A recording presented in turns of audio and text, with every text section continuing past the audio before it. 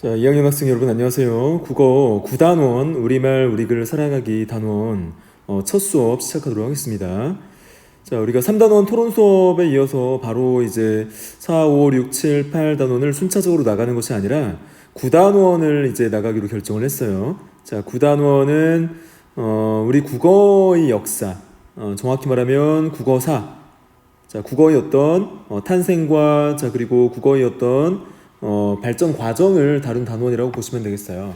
그래서 9단원에서 자, 우리가 우리 고대 국어 그리고 고대를 거쳐서 중세, 자 중세를 거쳐서 근대, 자 근대를 거쳐서 현대 국어에 이르기까지 자 국어의 자 문법적 측면, 즉 음운과 형태와 통사의 어떤 세 가지 측면에서 자 어떤 변화 과정을 거쳐왔는지를 우리가 공부를 하게 될 겁니다. 자, 현대 국어가 아니라 과거의 국어의 역사를 우리가 왜 배우는지에 대해서 먼저 이해를 하셔야 돼요. 자, 우리가 이제 1443년에 세종대왕님께서 이제 한글을 창제하기 전에 문자가 없을 때는 중국에서 한자를 빌려왔어요. 그래서 자, 중국에서 한자를 빌려오다 보니까 우리의 구어 체계와 자, 그리고 그것을 기록하는 문어 체계, 즉 한자의 기록 체계가 굉장히 상이했어요. 달랐어요. 자, 그래서 우리말이 어순 체계와 자 그리고 문자로 기록하는 어떤 체계 자체가 달랐기 때문에 문자 생활과 구어 생활, 즉 의사소통의 구어적 측면에서 불일치성이 굉장히 컸어요. 자, 그렇다는 것은 우리의 언어 생활이 굉장히 불편했다는 것을 의미하고, 자, 문자 체계를 따로 불일치하는 문자 체계를 따로 배워야 하는 어떤 그런 어떤 어려움까지 더해져서 특히 우리 평민들은 글자를 배울 기회도 없었을 뿐더러 자 그런 어떤 글자가 통용되었을 때 글자를 읽을 수 없는 자 괴로움과 고통이 있었습니다. 자 그것이 이제 1443년 세종대왕께서 한글을 창제하고 3년 뒤에 반포하게 되면서 자 일반 평민들도 우리의 어순 체계에 따라서 자 글자를 익히고 자 그것을 활용할 수 있게 되었어요. 자, 그래서 그러한 어떤 우리의 문자 체계, 한글의 어떤 역사를 이해한다는 것은 우리의 언어 생활의 어떤 뿌리, 자, 우리 민족 혼, 더불어서 자, 현대 국어에 오기까지 자, 언어 체계와 문자의 어떤 형태 또는 자, 그런 어떤 기능상의 어떤 또는 의미상의 어떤 변화가 어떻게 이루어졌는가를 우리가 정확히 알게 되는 기회가 된다 또는 계기가 된다. 라고 볼 수도 있어요. 자, 그리고 현실적으로는 우리 대학 수학력 시험에 자, 이 중세 국어 파트가 자, 적으면 한 문제, 많으면 두세 문제까지 출제가 되고 있기 때문에 언어와 매체를 선택하는 학생들이 고득점을 노리고자 할 때 자, 이 변별력을 갖추기 위한 문항으로 이 중세 근대 국어가 출제되고 있다라고 여러분이 이해를 하시면 되겠고, 고득점을 대비하는 고득점을 맞기를 원하는 학생들은 자, 이 국어 사이 파트를 조금 더 열심히 공부해서 이 부분에 이 영역이 출제되었을 때 이 문항을 맞출 수 있는 그런 어떤 좋은 공부의 기회가 될 수 있을 겁니다. 자, 그래서 9단원의 제목을 보면요, 자, 우리말 우리글 사랑하기라는 어떤 자 단원명이 제시가 되어 있어요. 자, 그래서 국어의 어제와 오늘에서 국어의 역사를 다루게 되고요. 국어가 더 아름다워지려면이라고 해서 자 국어의 언어 생활에 있어서 우리가 갖춰야 할 바람직한 어떤 자세와 자 태도와 예의에 대해서 학습을 하게 됩니다. 자, 그래서 자 조금 어려운 단원이지만 자 여러분이 자 이 단원을 익힘으로써 자 우리 역사, 우리 국어의 역사를 좀 더 바르게 이해할 수 있다, 알게 된다 라는 측면에서 여러분이 바라보시면 되겠습니다. 자, 그러면 대단원 길잡이를 넘어가서 국어의 어제와 오늘이라는 어떤 생활 속 생각 열기를 잠깐 보도록 할게요. 자, 이렇게 지금 진술을 해주고 있네요. 난 역사에 관심이 많아서 사극을 즐겨보곤 해. 요즘은 장영실이 주인공으로 나오는 사극을 보고 있어. 치구기 같은 발명품을 만드는 모습이 정말 흥미롭더라고. 어떻게 저런 것들을 만들 수 있을지 궁금해. 타임머신을 타고 가서 장영실을 만난다면 직접 물어볼 수 있을 텐데, 그런데 내가 조선시대로 가면 말을 잘 알아들을 수 있을까? 시간이 많이 흘러서 지금과는 다르지 않을까라고 생각을 했어요. 자, 실제로 조선시대의 중세국어의 어떤 문자 체계와 현대국어의 어떤 문자 체계가 달라진 부분이 많습니다. 특히 형태와 언어상의 어떤 특징, 또 문법적인 어떤 특징의 요소들이 많이 바뀌었어요. 그래서 그런 부분들을 우리가 이런 어떤 생활속 열기를 통해서 우리가 왜 국어가 걸어온 길, 국어의 역사를 배워야 하느냐를 조금 더 인식할 수 있는 기회가 될 수 있을 것 같아요. 자, 넘어가서 세종어제 훈민정음이라는 자료가 먼저 탐구 자료로 제시가 되어 있어요. 자, 이 세종어제 훈민정음이라는 자료를 보기에 앞서서 여러분이 우리 중세국어, 즉 세종대왕이 문자를 창제했을 때, 한글을 창제했을 당시의 어떤 자음 체계와 모음 체계에 대해서 이해할 필요가 있습니다. 바로 중세국어 자료를 여러분이 접하게 되면 이 문자, 이 글자, 그리고 이런 어떤 표기 자체가 굉장히 낯설기 때문에 좀 어려움을 겪을 수가 있어요. 자, 그래서 선생님이 이 단원을 나가기에 앞서서 중세국어에는 어떤 자음과 어떤 모음 체계를 이루고 있었는지에 대해서 먼저 살펴볼 겁니다. 자, 그래서 잠깐 선생님이 나가서 문자 체계를 보도록 할게요.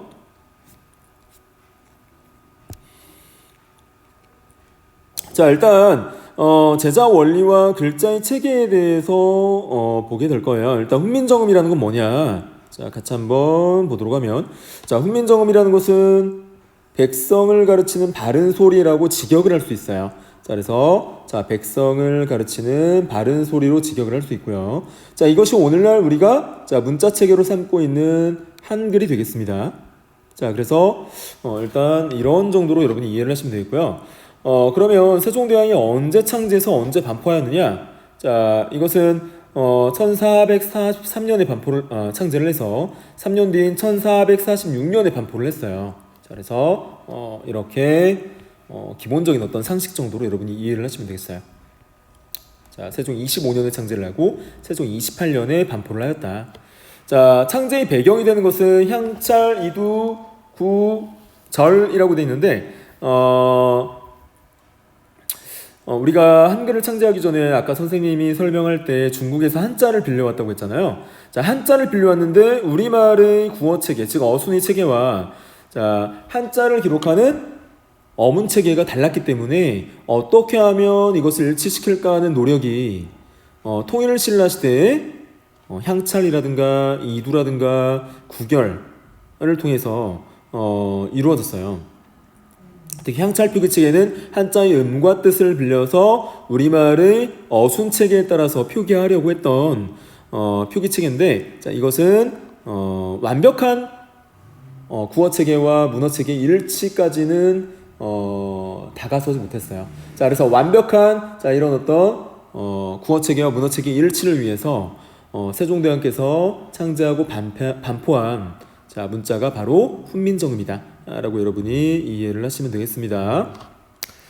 자, 창제의 목적은 여러분이 다 이 부분은 배웠을 텐데 자주정신, 애민정신, 실온정신이라고 제시가 되어 있죠. 자주정신은 우리 글을 표기하는 데 있어서 우리가 독창적으로 만들어낸 글자를 사용하였다라는 측면에서 자주정신.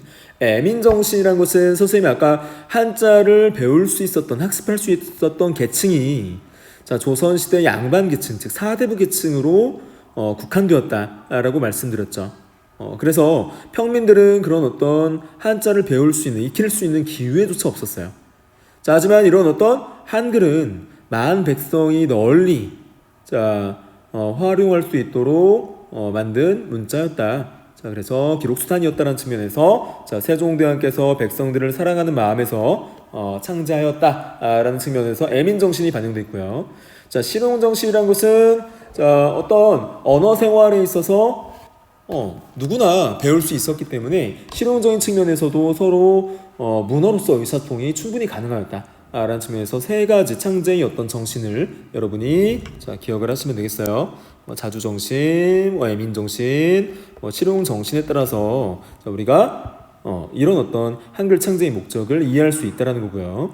자, 국어인 전면적 표기라고도 제시가 되어 있죠. 자, 국어인 전면적 표기라고 해서 자, 고유어와 한자어와 외래어를 포함하는 전면적 표기가 가능해졌다라는 거예요. 자, 그래서 이러한 어떤 창제의 두 가지 목적에 대해서 여러분이 이해를 해두면 좋을 것 같습니다. 자, 그러면 넘어가서 자, 제자 원리 및 글자 체계 이 부분이 중요해요. 자, 우리 교과서의 세종 어제 훈민정음이라는 글을 학습하기 위해서는 이 글자 체계에 대해서 이해를 해야 됩니다. 자, 일단 자음 체계에 대해서 우리가 이해를 해야 되는데 초성 17자가 기본자였어요. 자, 자음자의 기본자는 초성 17자였다. 자, 그런데 여기에 더하기라고 해서 전탕 6자라고 제시가 돼 있죠. 이 전탕 6자는 뭐냐라는 거죠. 자, 원래 자음의 기본자는 17자였는데 실제 중세시대에 활용되었던 자, 문헌 자료를 살펴보면 이 전탁, 요새 현대어로 말하면 쌍자음이라고 보시면 되겠어요. 쌍자음 6자가 추가가 됩니다. 자, 그래서 전탁 6자라고 해서 실제적으로는 23글자가 23음운이 활용되었다. 자음이 활용되었다라고 보시면 되겠어요. 그래서 초성 17자는 우리가 자음의 기본자이다. 자, 자음의 기본자였다라고 생각하시면 되고요. 자, 이 전탕 6자라는 것은 실제 중세국어의 문헌에 남아있는 자음. 자, 그래서 우리 공식적인 어떤 자음의 기본자는 17자였고, 자, 실제 중세국어의 문헌에 남아있는 자음 6자까지 합치면 중세시대에 실제적으로 활용된 자음의 수는 23음운이었다 라고 여러분이 자, 이해를 하시면 되겠어요. 자, 23글자가 실질적으로 활용되었다. 실질적으로 활용된 자음의 수이다. 자, 실질적으로 활용된 자음의 수이다. 자, 23글자가 활용되었다. 실질적으로 활용된 자음의 수는 23자였다라고 여러분이 생각을 하시면 되겠어요. 그래서 그 원리는 훈민정음의 자음을 먼저 발음기관을 본따서 만들었어요. 그래서 상형의 원리가 적용되었다라고 하고요. 그래서 기본자를 만들고 이를 바탕으로 다른 글자들을 만들어 나갔다. 자, 그래서 가외기 원리가 적용되는데 이 가외기 원리는 원래의 글자에 획을 더하여 만들었다라고 이해를 하시면 되겠어요. 그래서 발음기관을 상형하였다라고 해서 상형이라는 것은 자, 기본 자음자를 만들 때 상형이라는 것은 발음기관의 모양을 본떴다는 거예요. 자, 여기에서 상형했다는 것은 발음기관의 모양을 본떠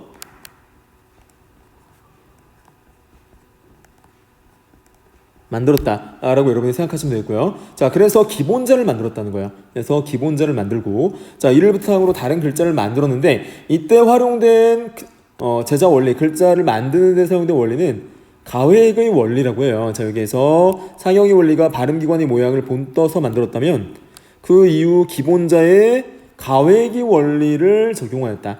자, 가획의 원리는 여기 제시가 되어 있어요. 자, 원래의 글자의 획을 더해서 만들었다. 자, 획을 더하는 원리라고 여러분이 이해하시면 되겠어요. 이 가획의 원리는 획을 더함, 기본자의 획을 더하였다라고 여러분이 생각을 하시면 되겠어요. 자, 그러면 자음을 만들 때 기본자와 기획자가 아니라 여기서 가획자입니다. 가획했다라고 해요. 획을 더했다라고 해서 가획자, 이체자라는 게 있었는데, 자, 일단 기본자, 자음을 만들 때 상형의 원리에 따라서, 즉 발음기관의 모양을 본떠서 만든 기본자에는 기역과 니은과 미음과 시옷과 이응이 있었어요. 자, 그러면 아까 선생님이 자, 이 기본자는 발음기관의 모양을 본따서 만들었다고 했잖아요. 자, 그러면 이 기역은 어떤 발음기관의 모양을 본떴느냐? 자, 혀뿌리가 목구멍을 막는 모양을 본따서 만들었어요. 자, 여기서 혀뿌리가 목구멍을 막는 모양을 본떠서 만들었고요. 자, 니은이라는 것은 여기에서 혀끝이 윗잇몸에 붙는 모양을 본따서 만들었습니다. 혀끝이 윗잇몸에 붙는 모양을 본따서 니은을 만들었고요. 자, 미음은 입이 모양을 본따서 만들었어요. 자, 입의 모양이 네모나죠? 그래서 입의 모양을 본따서 만들었다. 자, 입의 모양. 자, 시옷 같은 경우는 자, 이의 모양을 본따서 만들었어요. 시옷이 이빨의 어떤 뾰족한 모양과 유사하죠. 자, 그래서 자, 이의 모양을 본땄다. 자, 이응이라는 것은 자, 목구멍의 모양을 본따서 만들었어요. 자, 목구멍의 모양을 본따서 만들었다. 그래서 기본자는 이렇게 발음기관의 모양을 본따서 만든 5자이다 라고 여러분이 생각을 하시면 되겠습니다. 그래서 기본자, 기역, 니은, 미음, 시옷, 이응이 만들어졌고 여기에 가획자라고 해서 가획자라는 것은 선생님이 아까 말씀드렸죠. 자, 이 가획자라는 것은 어떻게 선생님이 설명했었죠? 기본자의 획을 더한다 라고 말씀드렸죠. 자, 이 부분 선생님이 설명했습니다. 가획자라는 것은 선생님이 기본자의 획을 더해서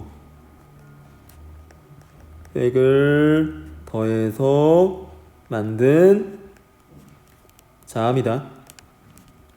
자, 기본자의 획을 더해서 만든 자음이다 라고 여러분이 생각을 하시면 되겠어요. 자, 그래서 키읔 같은 경우는 어때요? 자, 키읔 같은 경우는 이 기본자 기역에 획을 더해서 키읔을 만들었죠. 그 다음에 니은 같은 경우, 디귿 같은 경우는 자, 기본자 니은에 한 번 획을 더했더니 디귿이 되고 또 한 번 획을 더했더니 티읕이 됐죠. 자, 그 다음에 비읍 같은 경우는 자, 우리가 획을 더하면 이렇게 비읍이 되고 자, 이 미음에 자, 획을 또 어떻게 더하면 되겠어요? 이 미음에 미음이 있으면 자, 이런 식으로 획을 더하면 피읍이 되겠죠.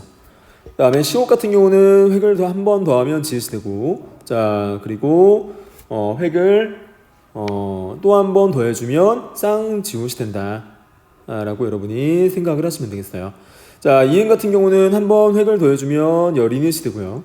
또 한 번 획을 더하면 히읗이 되었다 라고 여러분이 생각을 하시면 되겠어요. 그래서 기본자의 획을 더함으로써 가획자가 만들어졌다 라고 여러분이 생각을 하시면 되겠습니다. 자, 이 부분은 다시 선생님이 지워줄게요. 기본자, 기역, 니은, 미음, 시옷, 이응 여러분이 있었다 라고 여러분이 생각을 하시면 되겠습니다. 자, 그리고 우리 현대국어에서 보지 못했던 자음의 형태가 등장함을 확인할 수 있어요. 그래서 여기서 여러분이 보지 못했던 이런 형태의 자음이 등장하는데 자, 이것은 우리가 어떻게 명명하냐면 여린, 히읗이라고 명명을 해줘요. 자, 그래서 우리가 히읗은 알겠는데 선생님 히읗에서 자, 상단부에 있는 획이 빠진 어떤 형태의 모습을 보여주는데 이것은 어떻게 부르나요? 라고 하는 학생이 있는데 자, 이것은 우리가 여린 히읗이다 라고 불러줍니다. 자, 그 다음 이체자라는 게 있어요. 이체자라는 건 뭐냐? 자, 이체자라는 것은 이런 기본의 원리, 상형의 원리와 가획의 원리를 따르지 않는 상태에서 기본 상형의 원리와 상형의 원리에 따라 만들어진 기본자의 획을 더해 만든 가획자의 글자 재정의 원리를 따르지 않은 채 만들어진 자, 않은 상태에서 만들어진 글자를 이체자라고 합니다. 그래서 이체자가 나오죠. 이체자는 선생님 방금 설명했듯이 뭐라는 거예요?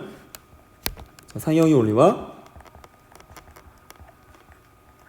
원리 그리고 가획의 원리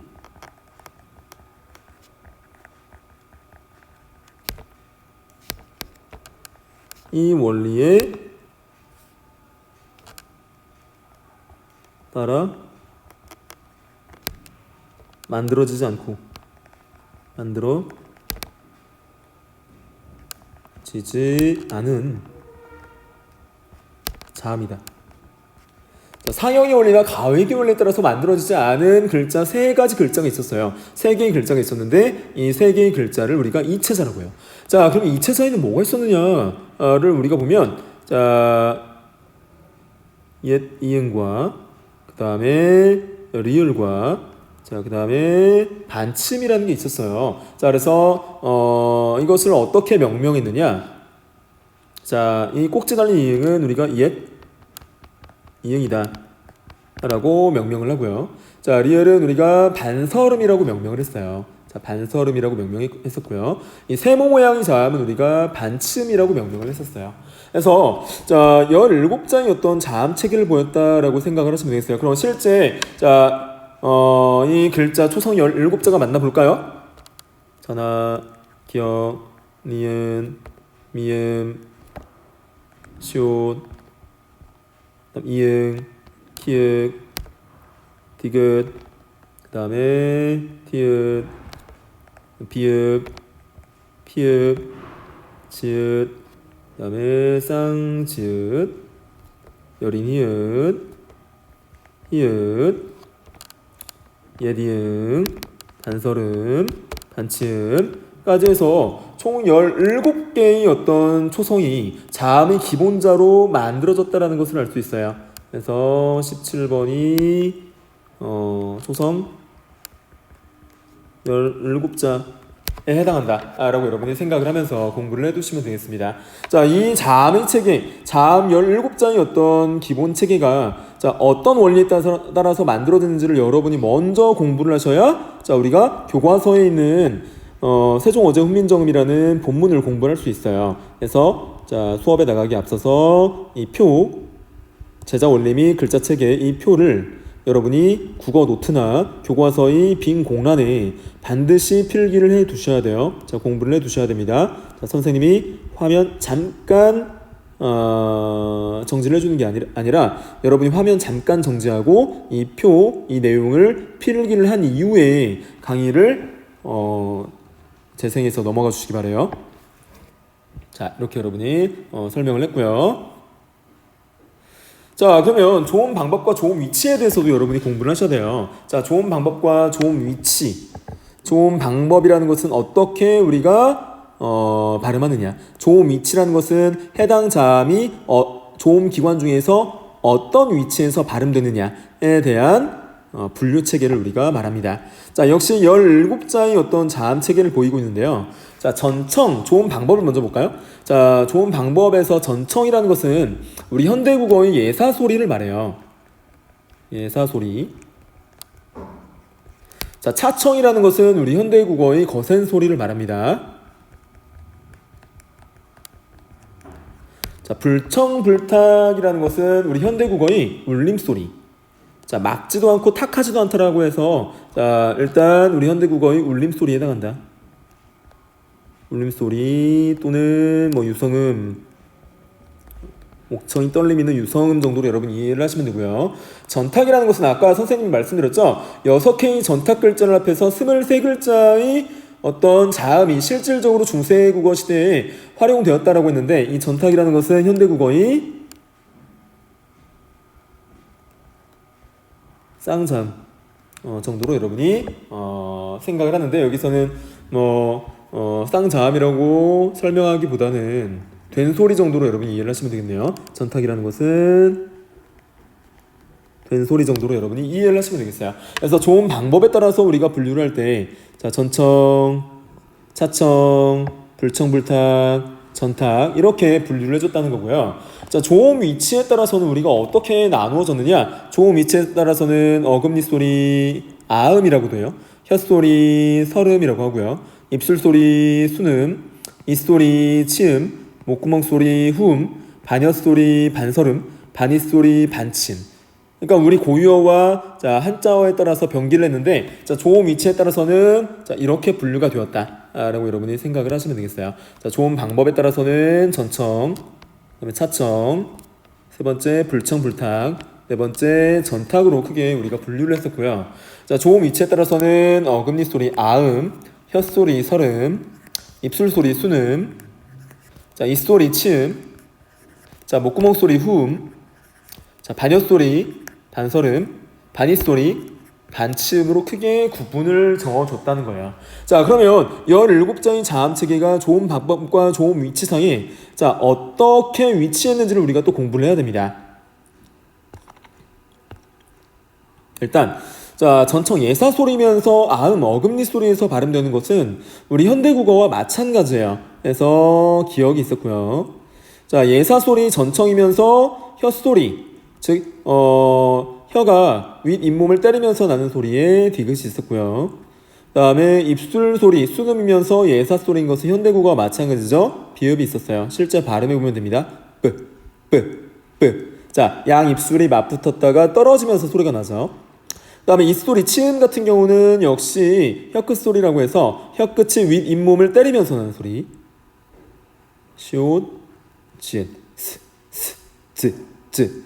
그 다음에 목구멍 소리, 후음에는 전청의 경우에 여린 히읗이 있었어요. 자, 그 다음에 차청, 거센 소리를 보면, 자, 거센 소리는 아음, 즉 어금니 소리의 위치에서 키읔이 있었고요.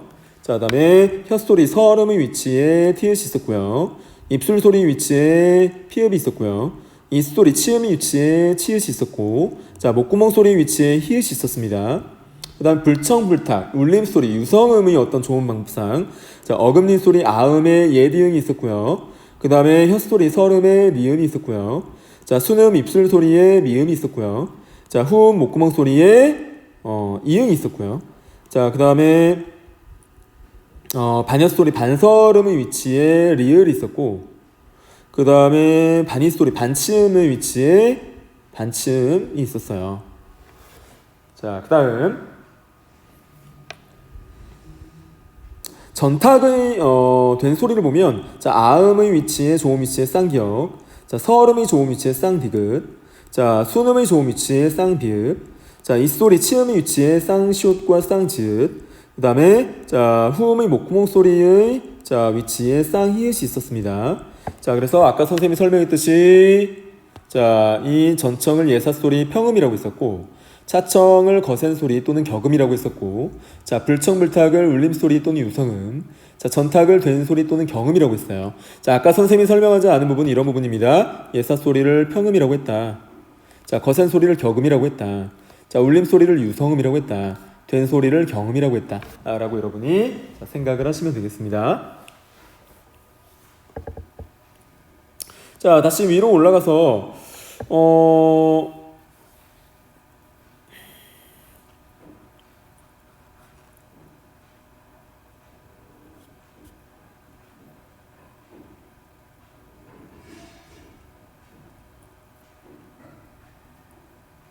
자, 이에 대한 어떤 설명의 내용을 같이 한번 보도록 할게요. 어떻게 설명하고 있냐면, 자, 이렇게 설명을 합니다.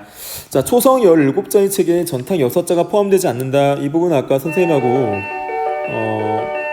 같이 한번 살펴본 부분이에요. 초성 17자의 체계에는 전탁 6자가 포함되지 않는다.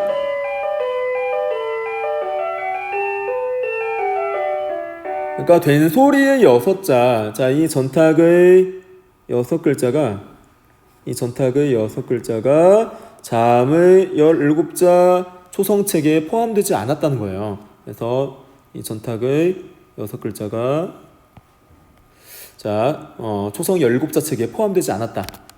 17자의 체계에는 이 전탁의 6자가 포함되지 않았다라는 거고요. 자, 그럼 이 전탁의 6자는 어떤 문헌 자료에서 주로 활용되었느냐라는 거예요. 이 전탁 6자의 글자 운용법 중 나란히 쓰기 병서에 의해서 만들어진 글자로 분류를 해주고 있어요. 나중에 우리가 표기체계를 배울 때 병서라는 표기체계가 있어요. 자, 그래서 병서라는 표기체계는 나란히 쓰기라고 해서 현대국어 같은 경우에는 같은 자음을 나란히 배치하는 어떤 표기로 볼 수 있는데, 실제로 이 전탁은 이런 어떤 좀 더 자세히 설명하면 각자 병서의 어떤 표기체계에 활용되었다라고 볼 수 있습니다. 자, 나란히 쓰기 병서 표기 중에서 각자 병서, 각자 병서의 표기 체계에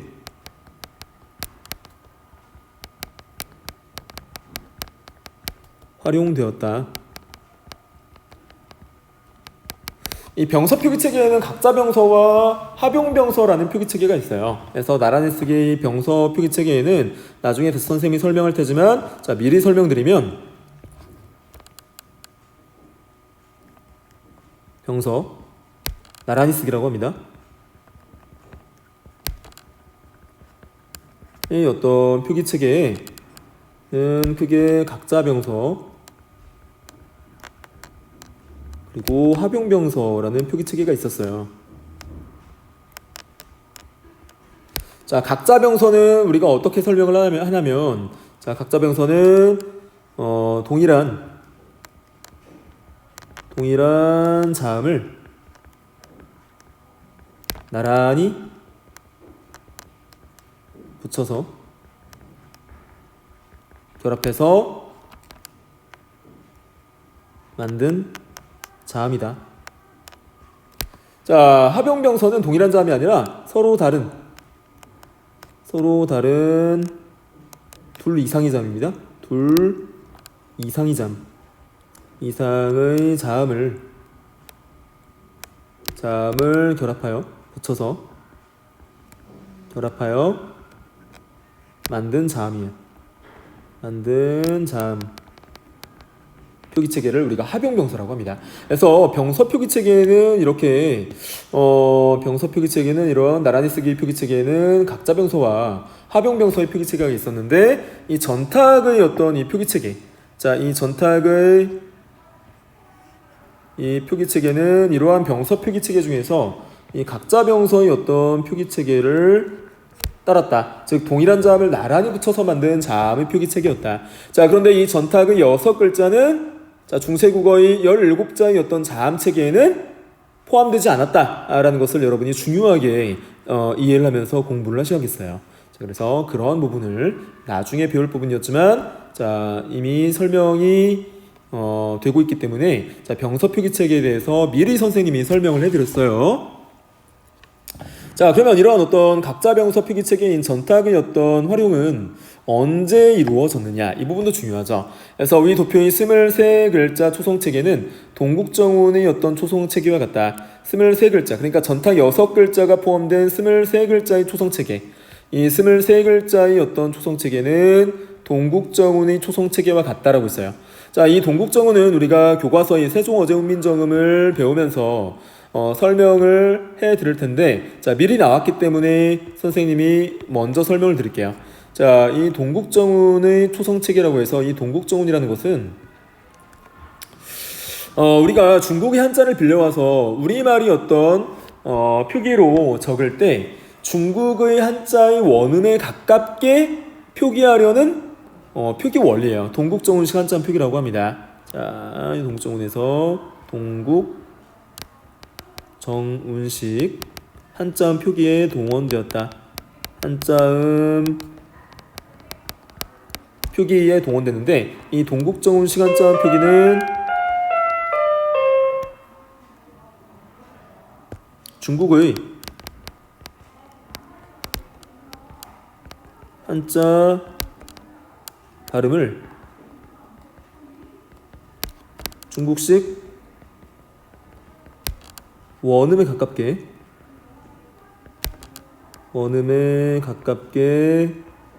표기하려고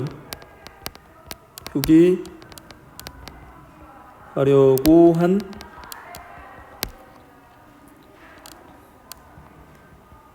표기 체계이다. 이렇게 여러분이 생각을 하시면 되겠어요. 좀 어려울 수도 있지만 동국정운식 한자 표기라는 것은 중국의 한자 발음이 있어요. 중국의 한자 발음인데 이 중국식 원음에 가깝게 조금 더 표기하려고 한 우리 선조들의 노력이 바로 동국정운식 한자음 표기였다라고 여러분이 생각을 해 주시면 될 것 같습니다.